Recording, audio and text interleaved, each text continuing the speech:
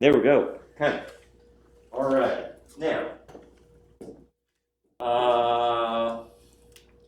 the skull, also called calvaria, Calvaria, right?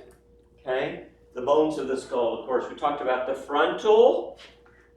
What is this part of your head called? Oh, I got a headache in my. Frontal. Nope, on the sides here. Temporal. Temple, right? Right. That's temporal. Back here is parietal, and we already talked about this bone back here is the occiput, so that's occipital, right? Yes. Okay. Got to get that. The bones of the skull: frontal, parietal, temporal, and occipital. Okay. Now let's look at it. Yes. Okay, forehead right here, that's pretty easy. Frontal, yes. Up here, right? That's going to be your temporal. Back here is the parietal. Okay, parietal is back here. You see the suture right here, and that's the top of the occipital bone, and it curves all the way up under here, and these two are the condyles. With your spine, that's what makes contact with your spine, and all of this is the occipital bone. See? Okay? Now, interestingly enough, do you see right here on the side, the little hole right there, right? That's external auditory meatus. Write that down. M-E-A-T-U-S. External auditory meatus. M-E-A-T-U-S. That means the whole ear canal, right? External auditory meatus, right? That's your ear canal. Yes? Okay. Now, we're going to talk in a moment about the sinuses, frontal, maxillary, sphenoid, ethmoid sinuses in a minute. Sinuses are holes in the skull, and they're lined with mucous membrane, and they make the skull lighter, right? And when they get infected, it's miserable, huh? You ever had that? Oh, yes. Don't feel good. Bend over like this. You feel like you're going to drown. Yes. Nose running, or sometimes stopped up and they won't drain. No fun. But also, I wanted to mention here, this part of the parietal bone back here, okay, right here and here. Let me show you on me, right here and here, right? Yes? That's the mastoid. And the mastoid bone, your sternocleidomastoid attaches to it. The SCM does, right? And your trap's attached to it, so you can lean your head this way and you can lean your head and turn your head, right? Because of that. And the big deal about that is there are air cells there, right? They're hollow. Yes? Bones attached there so you can turn your neck, but these are hollow. And why is that a big deal? That's a big deal because if you get an ear infection, okay, right? Most ear infections, right?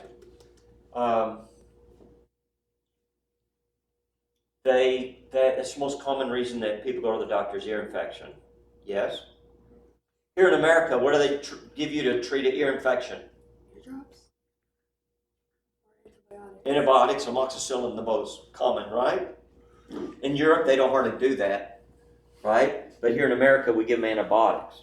Yeah, and we're having trouble with antibiotic resistance now. But anyway, the big deal is, it is true that a bad ear infection can spread right there to the mastoid, right? Your mastoid bone can be full of pus. It's very serious. It's very dangerous, right? Yes. Now, it is extremely rare. I know of no one here in Dalhart that's had that trouble in the last 36 years I've been here. But anyway, but it can happen. Oh, by the way, which historical figure had this trouble when he was a kid? And they claimed that no, he's still alive, they didn't bury him, and they actually exhumed his body to look for the scar because he had this trouble when he was a kid. And he had to have surgery where they cut it open and wash all the pus out and close them back up and put them on antibiotics, right? He was a U.S. Marine, by the way. Right? Yes. Huh? No? His crime, that's a good guess, right? Right? Yes, no? Yes, right? Yes. Oh, by the way, if you go to Dealey Plaza, you can go in the Texas School Book Depository to this day. They changed the name, but that's what it was called when I was a kid, right? Yes. Oh, by the way, November 22nd, 1963. You got to be more specific than that, though, right? Yes? Right? And if you go up in there on the 6th floor, oh, by the way, they had it blocked off with the books. You can't actually go stand at the windowsill, but I stood right next to there. And I looked down, and you look down on the pavement, and there's an X on the pavement. And that's where the president was shot. That's where his car was. Boom. And I looked down at it, and you know what? I'm not a very good shot. Now, my son Dave is expert, but I'm not a very good shot, but I could have made that shot. It wasn't hard. It wasn't very far. Just boom, right down there, right? And he had some boxes propped up there in the windowsill, so he had the gun propped, right? Somebody said it. Lee Harry Oswald. Not Harry. Harvey. Lee Harvey Oswald. Lee Harvey Oswald, when he was a kid, he had the bad ear infection that spread to the mastoid, and they had to do surgery on him, open the mastoid up, right? Wash it out, and he got over it, yes? But when he died and was buried, some people claim, oh no, he's still alive, blah, blah, blah, it's all a conspiracy theory, blah, blah, blah, blah, blah, right? Yes. Actually, dug him back up and looked, and sure enough, there's a scar. So, right? It was really him that died. But anyway, yeah, good job. Good job. Yes? You're going to get a degree in history? Are you going to get a history degree? No? I was there for spring break. Say that again? I was just there. I went there for spring break. You went there for spring break. Excellent. So, in the late 70s, I was working at this hospital and as a pharmacy tech, and the pharmacist, as the first night I worked with her, she's a little bitty lady about this tall, about 15 years older than me, you know? So we're working from 3 to 11, and it's boring, and we had all the work done, and so I'm like, okay, all right, where were you the day JFK got shot? And she said, I was in elementary school about 3 blocks away, and they made us all get under our desk. True story. She was in elementary school 3 blocks away from Dealey Plaza, right? And they made them get under the desk, right? They came on. Anyway, funny story, yeah? I was like, okay, here we go. Fossa, right?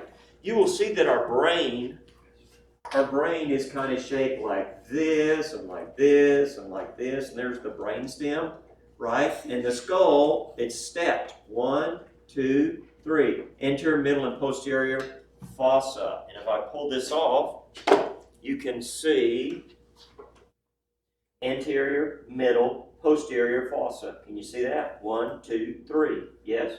On each side, and then step down. Yes?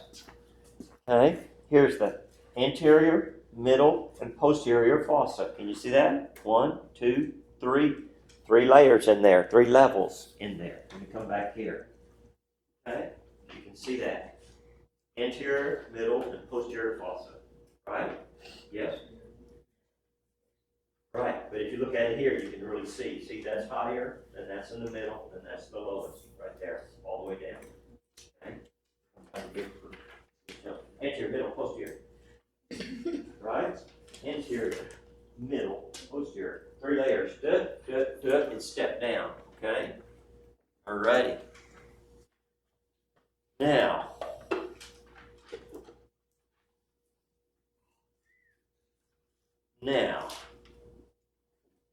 okay, you already talked about all of that. Okay, we already talked about how the holes in the skull are foramen, and the only one I care you knowing about is the foramen what? Magnum. There you go. Yes. Hey, we already talked about the external auditory meatus. Let me see if I can find his jaw. His jaw kind of disintegrated. The guy had a glass jaw. I just punched him once. And where did that end up? Here it is. Here we go. Right? Yes, the guy had a glass jaw. What can I say? Yes. Right. Right? The mandible. Yes. Right? You see the jaw. This is the angle of the jaw right here. And these are the condyles. Right? And they fit up into the skull. And why is that a big deal? Because, let me see if I can spell it.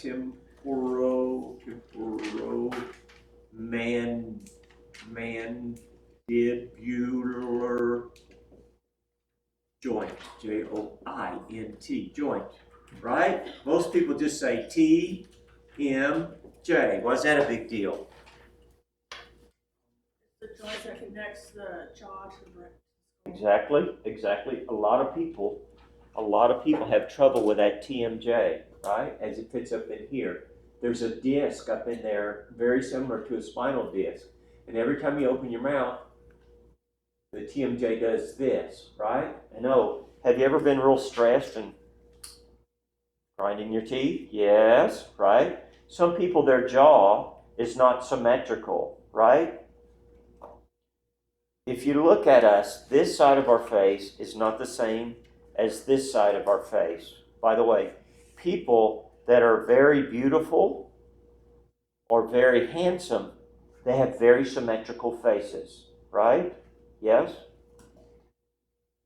It's obvious. But anyway, so what happens is that when that jaw is not exactly right, every time you're opening and closing your mouth, it's kind of twisting and torquing. And people have crooked teeth, right? Yes? And so as a result of that, many times they have to, my sister had her teeth banded. For about a year and a half, she wore braces and it straightened her teeth, but also it helped with the TMJ. Some of the dentists make appliances that you stick in your mouth, right? That you wear many times just at nighttime because bruxism, teeth, when we grind our teeth. Everyone grinds their teeth. Everyone. It's just some people do it all the time. And when you do that, right, this masseter muscle gets very, very tense and tight. And that's hooked to the temporalis muscle, right? The temporal bone and the temporalis muscle right here. And sometimes we get a headache right here very commonly. Yes? From grinding our teeth. And so they put the appliance in at night. Right? I worked with a guy, he swore that he ground his teeth so loud you could hear him in the other room. Right? And his teeth were wore down. He's a little older than me. But anyway. Right? Yes? Got a little hole right here for a blood vessel to go through and a nerve. Cemental foramen. Foramen means hole. Right? Yes? Got one on each side. Okay? But anyway, the TMJ, it's a very big deal. I have a lot of people that come in, and when the TMJ hurts, guess what? Your neck hurts, your shoulders hurt, and in between your shoulder blades. And I have a lot of people that come in and say, oh, my neck is killing me. My TMJ is hurting. Can you work on that? So I work on their TMJ, right? To help align it better and make them feel better. Yes? 2, trauma. Pow, you get punched in the jaw. Right? It can affect that TMJ. There was a famous actor, you guys probably never heard of, Burt Reynolds. He had it really bad, and he had it bad because they're supposed to, in one of the stunts, it was a balsa wood chair and hit him, and they got the wrong chair. They hit him with a real chair across the jaw, and he lost a bunch of weight. He started having all these headaches, felt miserable. It was a TMJ. But anyway. Okay. Right? Okay, we talked about the mastoids. Okay, the sinuses, yes? Okay, the sinuses, yes? Page, pardon me, okay, figure 7.14, write that down, figure 7.4. Okay? You need to make sure after class and go back and look at these, right? The sinuses. Yes? Frontal sinus, maxillary sinus. This is the maxilla, right? By the way, this top bone is the maxilla, right? Right? This is the mandible down here, but the top is the maxilla, right? Max to the max, the top. That's how you remember this one up here, right? That's the maxilla. But anyway, okay? So, frontal sinuses, maxillary sinuses, and then deeper, you have to look at the picture to see it. You have the ethmoid and the sphenoid sinuses, and that's their name for the bones that help form them. And again, what do the sinuses do? When we breathe in, they warm the air. They have learned that they produce nitric oxide. Nitric oxide's a real big deal. Nitric oxide's a vasodilator, so our blood pressure goes down. Oh, by the way, when we breathe through our mouth, tons of people are mouth breathers now, but when we breathe through our nose, nitric oxide produced in those sinuses goes into the lungs and kills germs. It's a very potent germ killer, nitric oxide. Oh, by the way, men, pardon me, ladies, men get erection because nitric oxide makes those blood vessels get big, right? Nitric oxide. Yes, Viagra, that's what it does. Increases the nitric oxide down there. Okay? Okay. I saw the guy, Lewis, I forget his last name, on TV. He won the Nobel Prize for discovering how that worked and nitric oxide. Okay? If your blood vessels are bigger and wider, what's your blood pressure going to be? Lower, because there's more flow, right? If you have the same amount of blood, okay, think about if you have 50 pounds of pressure and you run it through your garden hose, right, then it'll spray out. But if you take that 50 pounds of pressure and you run it through a fire hose, it'll do what? Dribble, dribble, dribble out the end, right? So when you squeeze that down, that's what a pressure washer does. Normally we have about 50 pounds of pressure with the municipal water system, but if you squeeze that 50 pounds through a tiny little hole, right, it's a pressure washer. Yes? So, anyway. Okay. Yes. They lighten the skull. The sinuses lighten the skull, and they make the voice more resonant, right? Right? You know what vibrato is? Right? Yes? Vibrato? Okay. So, for instance, you know who Pavarotti is? Famous opera singer, right? No? Okay, Pavarotti. And so, opera singers generally are not super tall, and they're generally big people. And they sound like that not only because they're training, but the shape of their face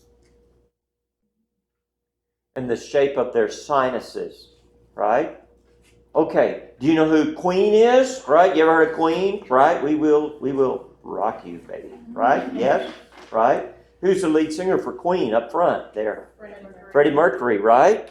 Freddie Mercury, almost all pictures of him are from the front on. Why is that? Because Freddie Mercury was like this.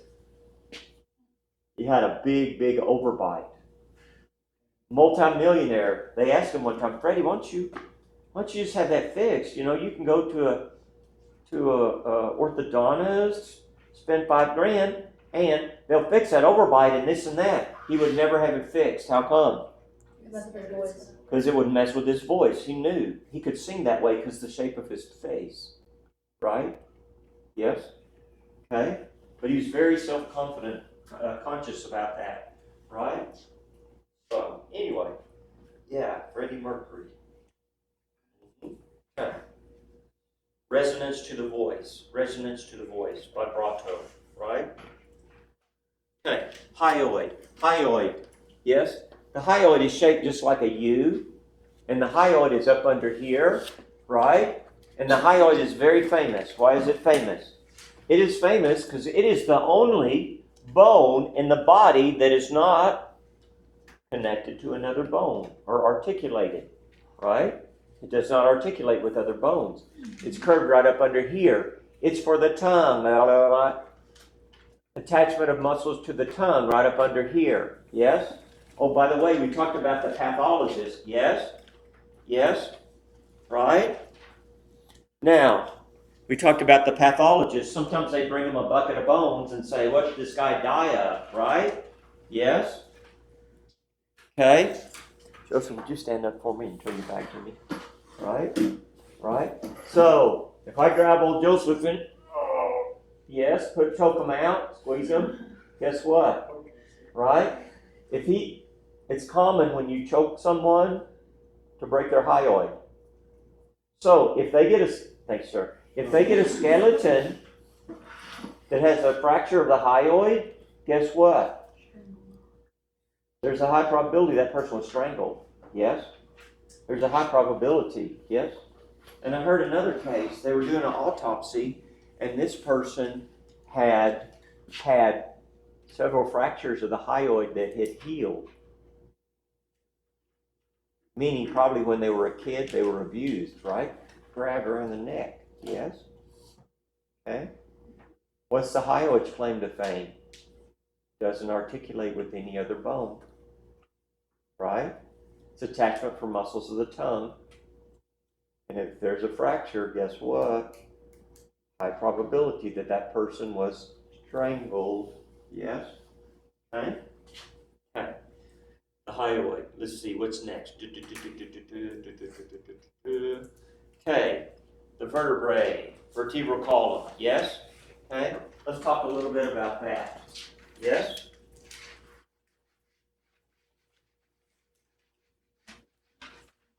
Okay. You have 7 cervicals, 12 thoracic, 5 lumbar, 1 sacrum, C-R-U-M, but the sacrum is made out of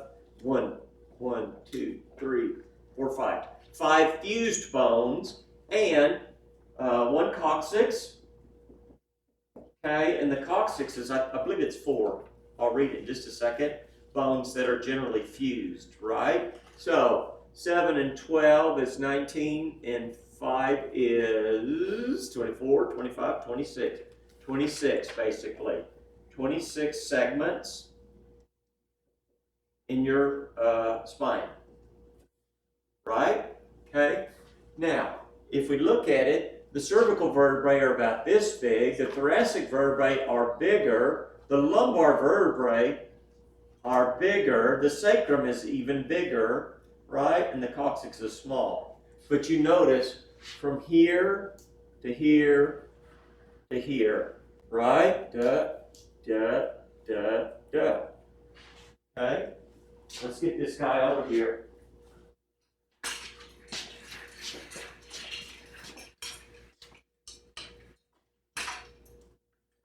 Apologize in advance if this guy gives me trouble. I may cuss. I'm sorry. It's driving me crazy, right? Whoa, good save. 7, 12, 5. Notice, these are much bigger. If you look at them from the side, these are much bigger. Guess what? All the way to the body, right? Right?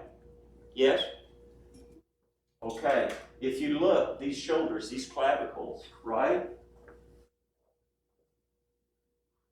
Why do your arms work?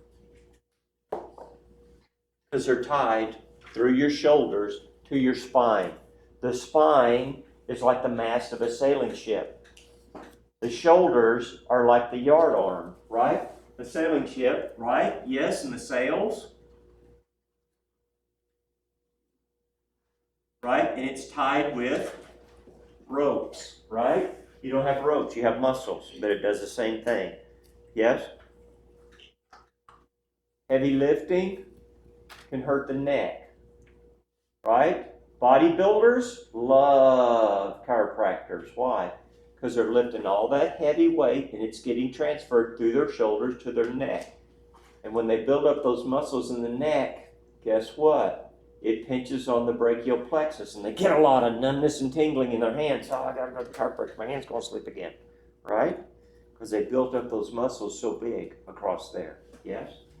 But anyway, people don't realize. Yeah. Okay. Okay.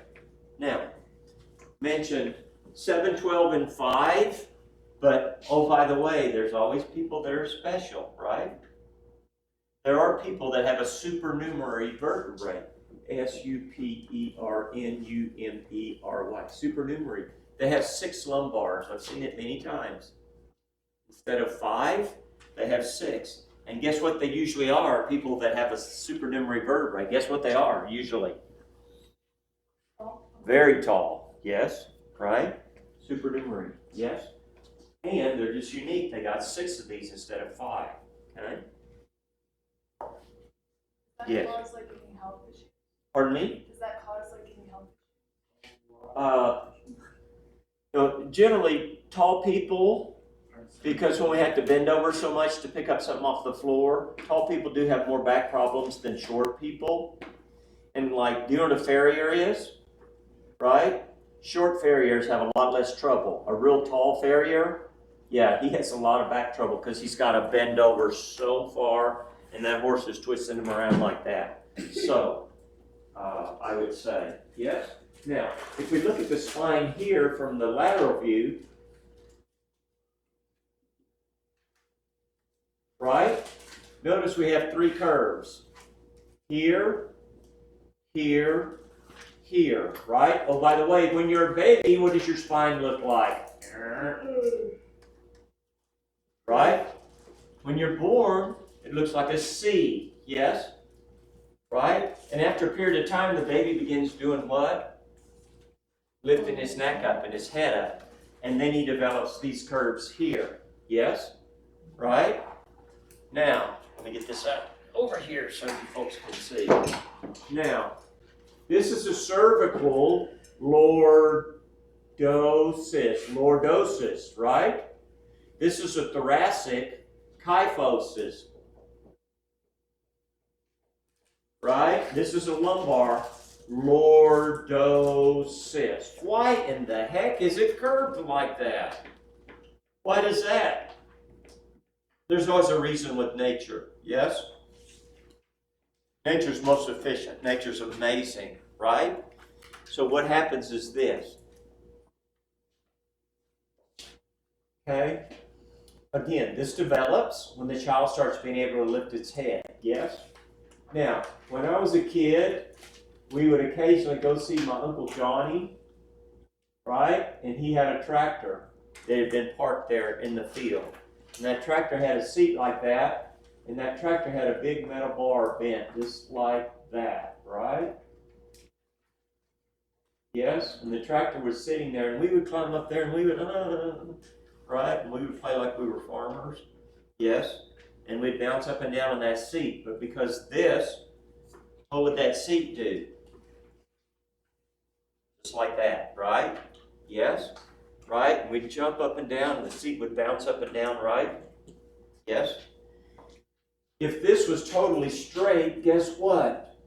Axial loading, compression, straight down, right? But when we get axial loading, what happens to our spine? It does this, and that absorbs shock, right? Right? That absorbs a lot of shock. Oh, by the way, what does this thoracic curve do? Same thing, yes? Tremendous. Here. Lumbar spine here, too. Right? Bends. Right? So it's a shock absorber. Times 3. 1, 2, 3. Yes? Okay. 4, because we get a lot of pressure, right? When I was a kid, we used to jump off the house, right? Then I used to do a little jumping with the motorcycle, a little dirt bike, you know? Yes? If this was straight and rigid, a lot of pounding. But this is made to make your spine supple, yes? Oh, by the way, when you have too much curve here, they make a Disney movie, right? And what's the name of the movie? Say it again. There you go, Miss Dawn. It's a gold star today, right? Hyperkyphosis, right, is called hunchback, right? Hyperkyphosis is called hunchback. Okay? Have you seen the ladies that wear the bikini and walk like this? You know, this is accentuated, right? Right? So their fanny sticks out. What's that called, by the way? Hyperlordosis. What's another name for that? What's the layman's term for hyperlordosis? No. Right? They got this big curve here. They're real curvy till they get to their fanny, and then it curves the other way, right? Sway back. Thank you very much. S-W-A-Y. Sway back, right? Yes? Oh, by the way, in certain people, they don't have a good curve. It's much straighter, right? When the curve is much straighter, they don't have as much shock absorption. And what is that called? That's called military spine. Right? Right? Not so good for them. Okay?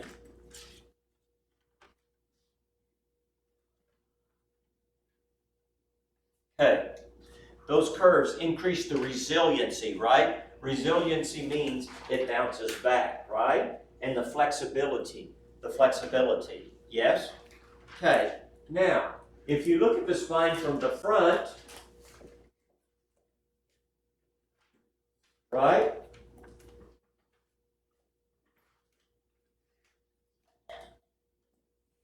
Some people's spine will do this.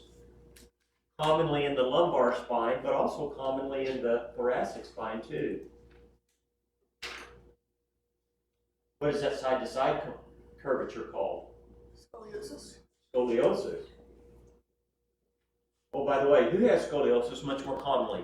Boys or girls? Girls. Raise your hand for girls. Yeah, you're correct. Exactly. Young girls. Why? I don't know. I can't explain it. Yes? What is the reason for scoliosis? We don't know. There's a bunch of different reasons. Right? It can be, yes, you have nerve injuries from a traumatic accident. The nerves are damaged and the muscles get weak. But, and there are some people that have a hemivertebrate. Hemi means half, right? If a vertebrae, if you look at it, and the body of the vertebrae is like this, but then if you have a half of a vertebrae and a whole vertebrae here, right, in the spine, there's no support here, and it goes, and it curves off, right? That is a reason. A few people have a hemivertebrae, right? But the truth is, we just don't know exactly. And why it's young girls instead of boys? Yes, sir. I have scoliosis. Mm-hmm. I have a pelvic hip. Yes. That makes sense. That's common. Yes.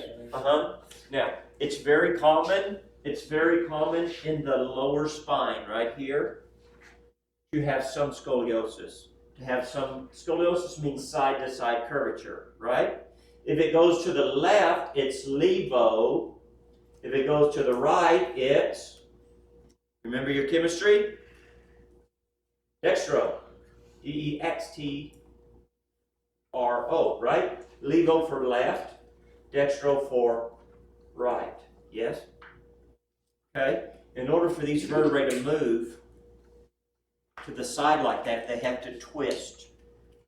There's almost always a twisting of the spine as it goes down, and that is because there's 4 joints, and for these 4 joints, they don't move in that direction. There has to be some twisting, right? So, if it goes to the right, we say it's a dextro-rotatory scoliosis. If it goes to the left, that's a levo-rotatory scoliosis, right? Yes, in chemistry, don't you remember D and L for left or the right side of the molecule? They changed it. They changed it? Okay, what do they say now? They do like it's E and Z, and there's like D and G. There's a lot of them. Really? Okay. Like if you get cold sores and people say, "Oh, take lysine," right? You always want L-lysine because our body uses the L form, right? On almost all the amino acids, uses the L form. However, the body is so amazing. There are a few. It can take the D form, where it's on the right-hand side, and switch it over to the other side because the body's so amazing. But anyway, yeah, DNL. Okay, sorry, I went to school 40 years ago. That's what I was taught. But anyway, yeah, dextro or levorotary scoliosis. Yes. Now, what do they do for it? They do physical therapy. They do. It used to be commonly they put braces on kids, and the kid wore the brace that would hold their spine up and came across the hips here, had metal stays in it. I was in elementary school with a little girl like that they were working on, right? Yes? The main thing is to watch it and especially in young girls. And what is the age group, by the way, when it generally starts to show up? 8 to 14. I don't know, they started checking. I mean, Yes. 8, 9, 10, 11, 12, 13, 14, 15. Those are the age range usually, right? And the main thing is, it's so common, tons of people have it, but the main thing is to watch it. If it's not that bad, to watch it, because if over 6 months it gets worse and worse and worse and worse, then you have the person that the hips are like this, and the shoulders are like that, and it twists around. And why it's a big deal is because number one, when they get older, they can have a lot of pain with it. But number two, guess what? When that spine is twisted, the rib cage is twisted, and it squeezes on the internal organs. And if your left lung is always getting squeezed on, you may have more tendency to have pneumonia and upper respiratory infections, especially on the left, because you're not getting the air in and out because it's getting squeezed down. See? And your organs may get, I don't want to say malformed, but they're squeezed in there. They don't have the nice big area. Okay? It depends on, you make a mark here, you make a mark here, you measure the angle, and depending on the angle is what you, is whether they're going to do something major, right? There, of course, are surgeries. There are surgeries where they put rods on each side, a metal rod here and a metal rod here. There are also surgeries where they stick a big metal clip here, here, here, here, here, here, like that. And these metal clips hold the vertebrae straight, right? I had a friend that had this. He gained like 3 inches in height overnight because they straightened his spine so much. Now, he still had a lot of problems, but he gained like 3 inches. He liked being 3 inches taller. So.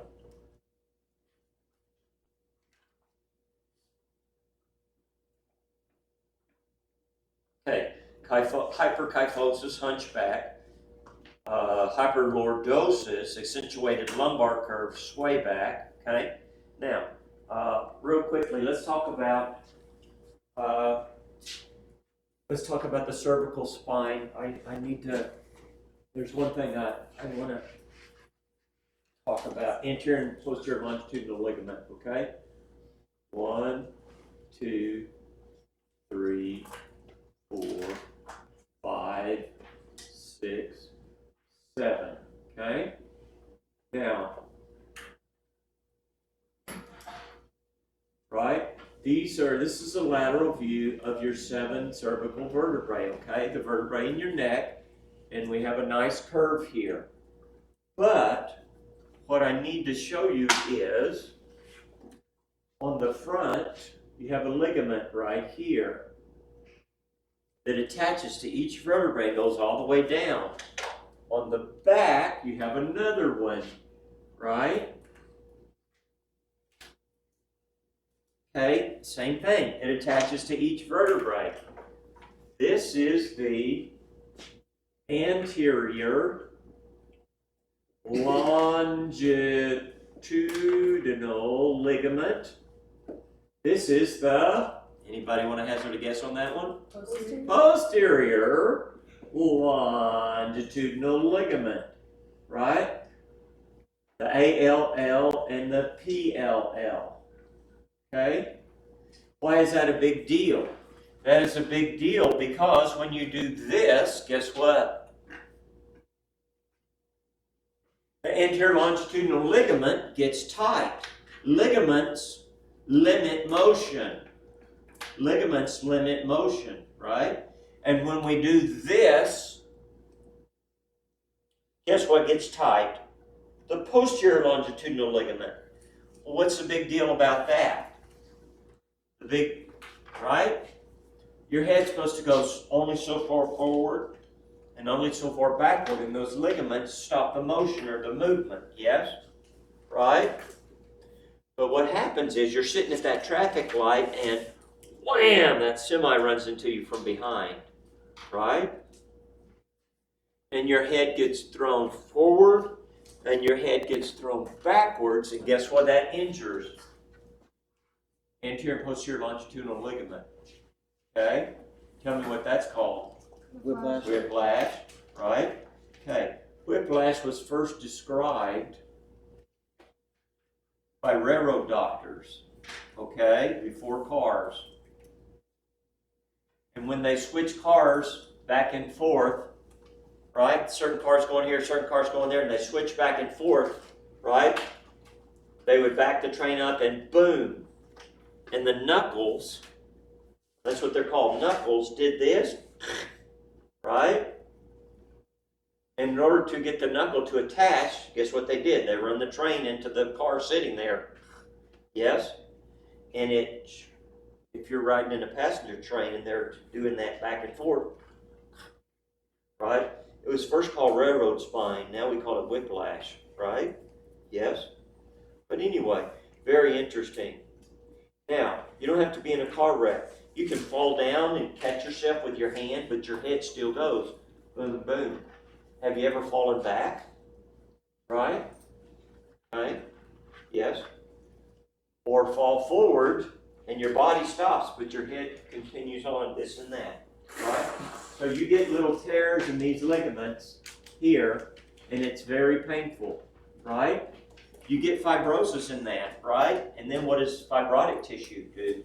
Number one, it can't do what the tissue that was there before can do. And number two, it contracts, right? You get a scar, and then after a period of time, several months, the scar contracts, right?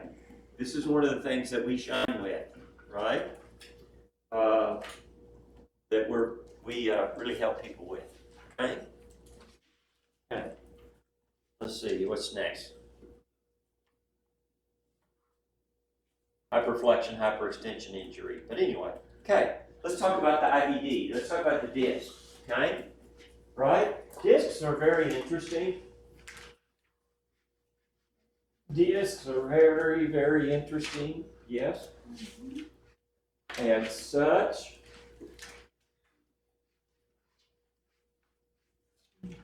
Right? Discs are fibrocartilage. We already talked about that, yes?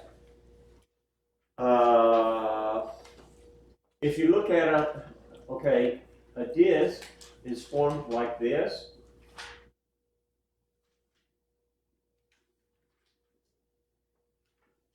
The inner part is a nucleus, pulposus, and the outer part is the annulus, fibrosus, right?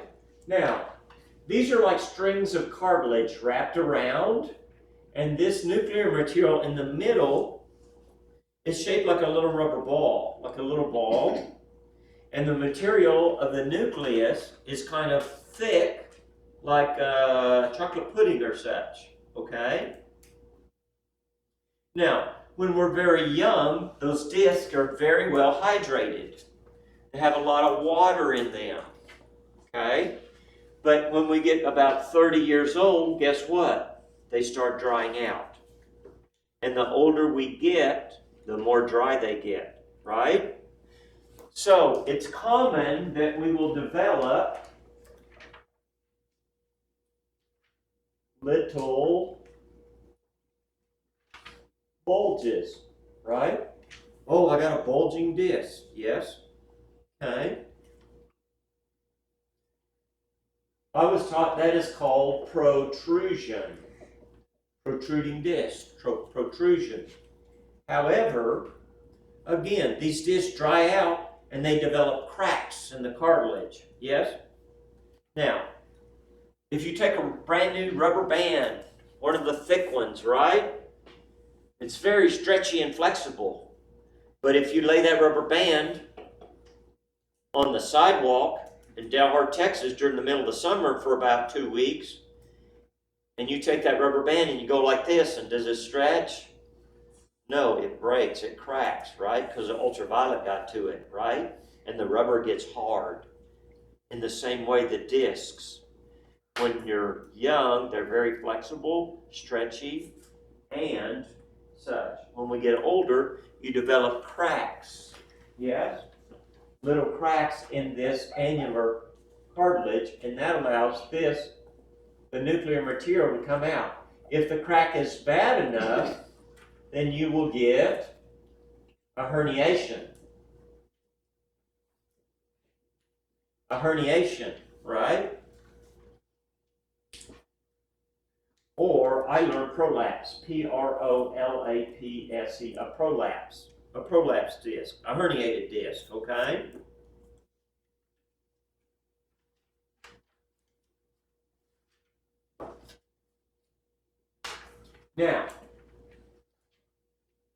Now, what is the treatment for this? There are many treatments, right? Yes? For a bulging disc, they're going to give you anti-inflammatories, yes? They're going to give you anti-inflammatories and a painkiller for a herniated disc, yes? Now,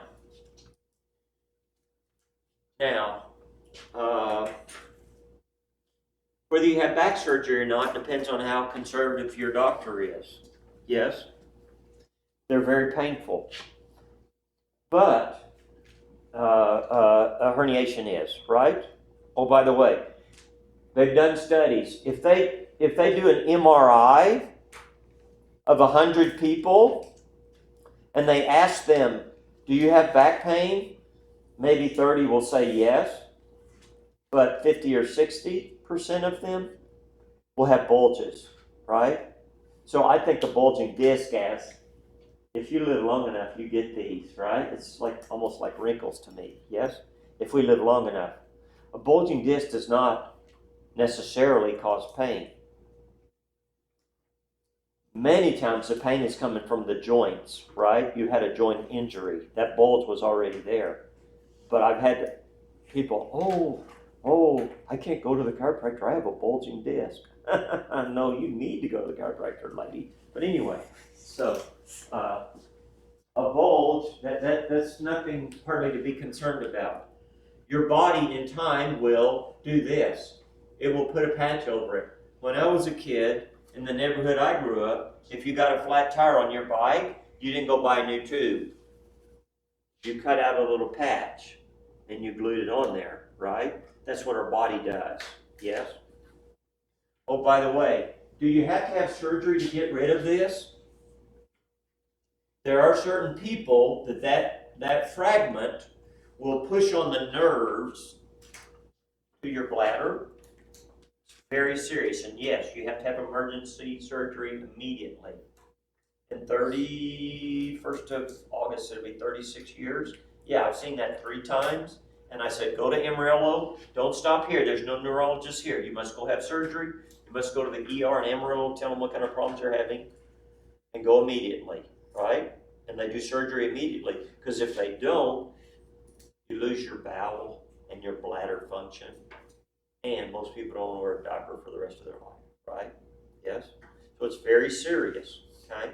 But I've seen 3 of them in 36 years, okay? It's very rare, okay?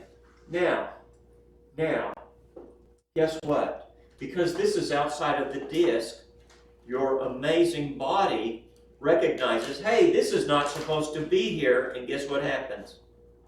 This starts shriveling up, and it's attacked by your immune system, yes? And if you can stand the pain for 3 to 6 months, guess what? You don't need to have surgery. Did you know in America you're 10 times more likely to have back surgery than in Europe. Because in Europe, the doctors get paid by the month, and in America, they get paid by the surgery, right? Yes? They're much more conservative there because it doesn't matter. If they do surgery, they're not going to get paid more money. It doesn't matter, right? They do conservative things there.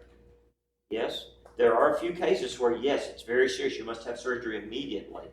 But for most people, if they can take the pain in time, your body's going to shrivel that up. It's going to heal up. And you don't need to have surgery. Okay? There's a percentage of the back surgeries that are, by the way, when did back surgery come out? When would you think?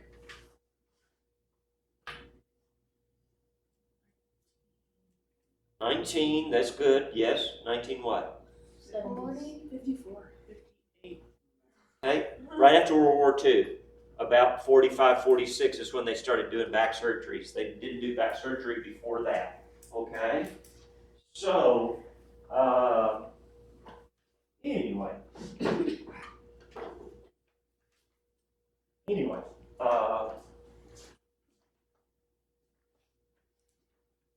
there have been a couple of patients that I said, you got to go have back surgery immediately.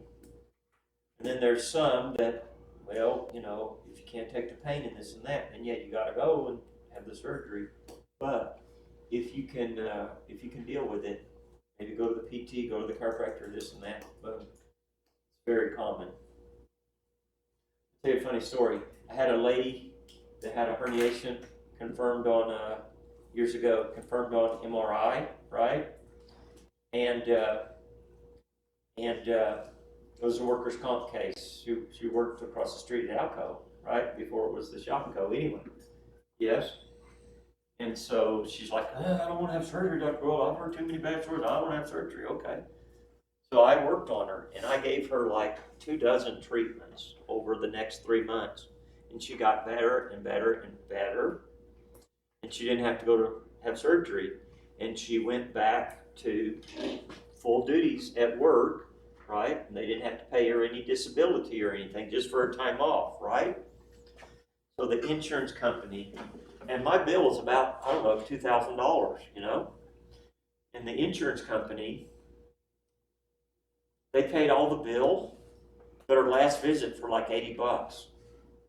I've already been paid for everything else, and that just hacked me off, you know? I wrote them the nastiest letter, and I said, look, this woman could go have it used to be $50,000 back then, now it's over $100,000 back surgery, and I got this lady over this with no disability, and my bill was about $2,000, and now you're going to cheat me out of $80? You ought to be thanking me. This is what I said, right? Shocking. It took about a month. I got a check for $80. I couldn't believe it. You know, but it's true. I mean, I saved them at least back then $48,000, right? Yes. But that's insurance company. Insurance companies don't like to pay. They like to take your money. They don't like to pay you, right? You'll find that out. Yes, do you? I already know. Don't. Okay, don't. We don't got time for that. But you know what I'm talking about, right? He had a Yeah. herniation. Yes. Okay. Anyway, so it's a big deal. I just want you to get that. And do not think instantly, oh, I got a blown disc, I got to go have surgery. Yes? And such. Okay. What's next? Okay, fractures, right? Now, the top vertebrae is shaped like a ring. It has this and this right here, and all of this is hollow. This is a superior view of the top vertebrae. Yes? Okay. What is the top vertebrae called? From Greek mythology. What's the guy that holds up the earth? Atlas. Atlas. Top vertebrae is the Atlas. Right? Right? Now, something huge and heavy can get dropped on your head. Gaboom. Or you can go flying off a motorcycle and hit head first, and guess what you get? You get a Jefferson burst, B-U-R-S-T, fracture, right? Burst as in, right? It's very common. I had a patient, she had one of these. She's on a cruise. She said she wasn't drinking. She fell off the bar stool. She hit the next bar stool right there. right? No, not a true story. Honest to God, she was a nurse. But anyway, right? She said she wasn't drinking, right? My friend Tom Ross that I went to school with, he had the fractured jaw too. He came out and he stumbled in one of the metal posts sticking up and he hit, right? He said he wasn't drinking either too, but you gotta know Tom, I can't believe it. Because he was like a 6'2", big old long, I don't know if you know who Barry Gibb is, handsome devil, right? Tom Ross.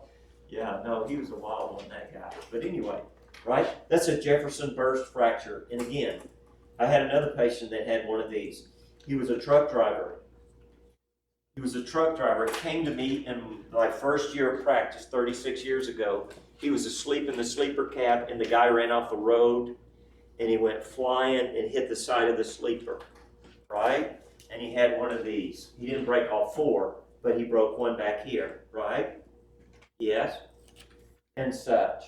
Now, after that it healed up, because I'm not going to give a person adjustment with a fracture, but anyway, after that healed up, he had a lot of neck pain, and I treated him. This was my first year of practice 36 years ago, yes, right? Guess what? Yeah, I saw him last week. Been a friend of mine for 36 years. He has a trouble. Had a terrible traumatic accident and has had sequelae from that for years and years and years. Yep. And he still shows up every once in a while. Terrible traumatic accidents cause problems for decades, right? But anyway, now the second vertebrae is shaped like this, right? And this is called the odontoid, O-D-O-N-T-O-I-D, the odontoid. And the second vertebrae, that's the atlas, and this one is the axis, A-X-I-S. The atlas and the axis, those are the only two cervical vertebrae that have their own special names, right? Why is that a big deal? Because this ring of the atlas fits right on top of that odontoid. The odontoid sticks up like this, and the atlas goes like this, right? And you can turn your head because the atlas axis, that's where most of the rotation of the neck comes from, right there.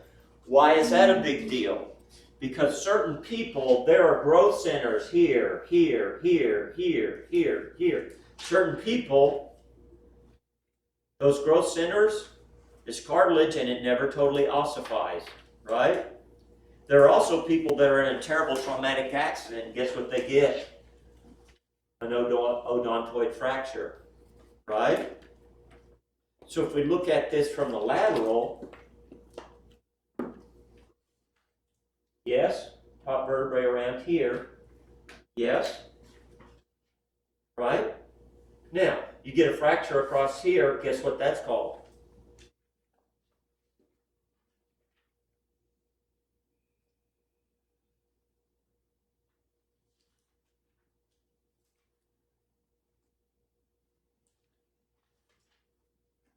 Right? I didn't do the trapdoor very good. Right? Yes? What's the game you play with the letters? Amen. That's a hangman's fracture, right? Kaboom. Yes? Okay? Let me explain. Okay? In America, they made the gallows like this. Yes? Right? And you're hanging there by the neck and you're standing there. Yes? And you've seen the old Western movies, and there's a trap door and it falls out from under you. Yes? And all of a sudden, kaboom, and your whole body weight is thrown on your neck. Right? And it snaps the odontoid and it shoves it. Oh, by the way, what's right here? Right? Spinal cord. Yes? It shoves it into the spinal cord and you die almost instantly. Okay? In the Middle East and countries there, they don't do that. They string you up and they hang you up, and it takes about 6 or 7 minutes and you're kicking and, right? They usually tie your hands behind your back, right? And you're choking because they don't do it that way, right? We do it the more civilized way. You ever heard of the Nuremberg war trials? Yes, right? a bunch of those Nazis, one or two of them were even women that were prison guards, were sentenced to death. And there was a British guy, I watched a documentary about him. There was a British guy, and that was his job. He was the hangman, right? And he knew how to do it properly. Too much weight, not good. Not enough weight, and the person's hanging there kicking, and it takes a long time for them to die, right? So he developed a chart, with tables where how tall the person is, how much they weigh, how much they sometimes put weight, sandbags around their ankles and tied it. So that way, when they pull the thing up, boom, yes? And it would kill you instantly. See, it was much more humane than making you hang there and choke for 5 minutes till you're finally dead, see? Right? And oh, by the way, nobody knew what the guy's job was. He told nobody in the neighborhood what his job was, right? But anyway, that was his job in the British penal system. Okay? Now, who was the last person that we hung? The U.S. government. Let me think, how many years ago? That would have been in the early 90s. Who was the last person? No, Blackjack Ketchum. No, that's good, but no. Yes. No, I think it was about 1990, 1991. Associated with the first Gulf War.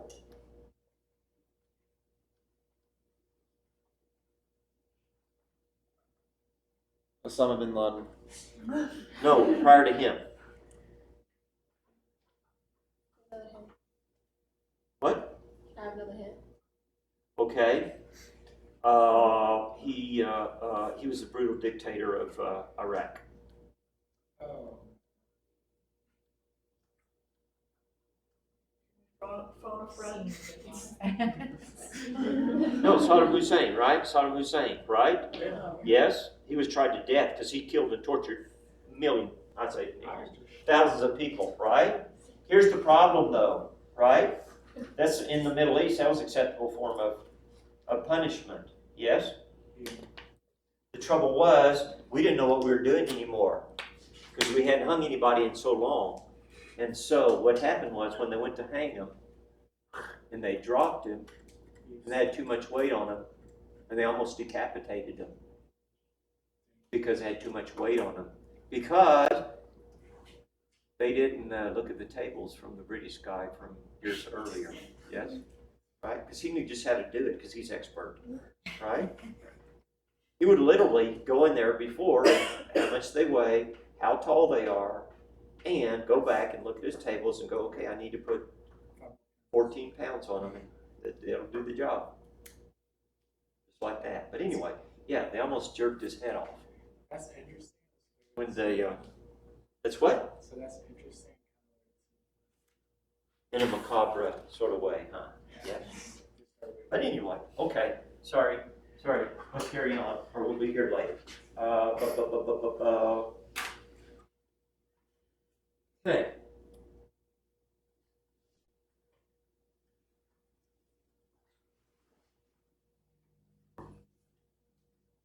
Okay.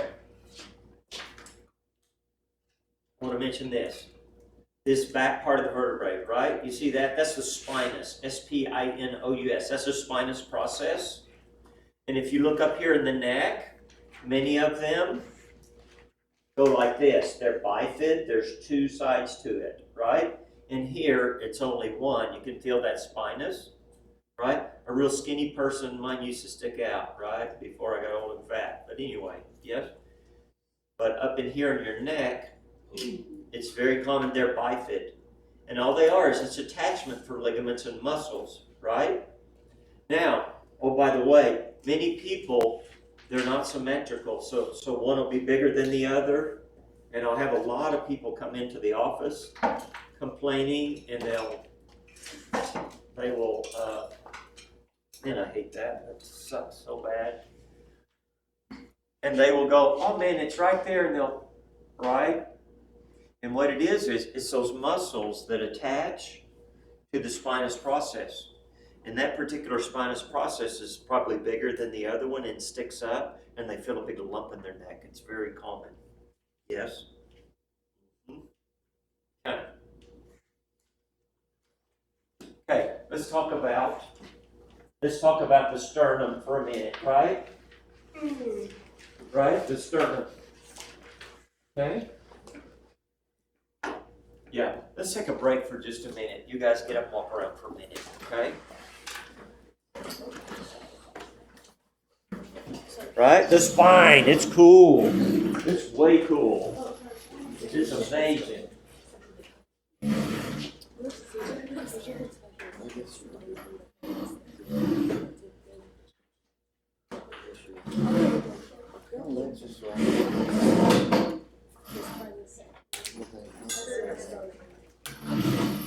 Where'd you get that?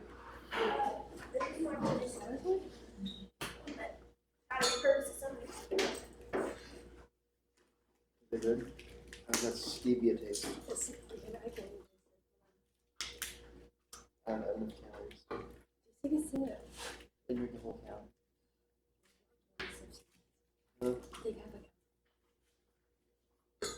The principle. Sounds like maybe working.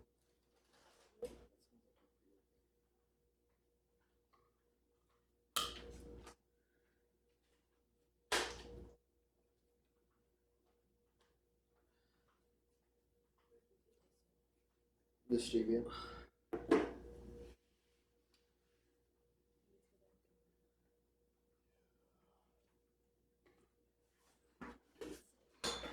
Ugh.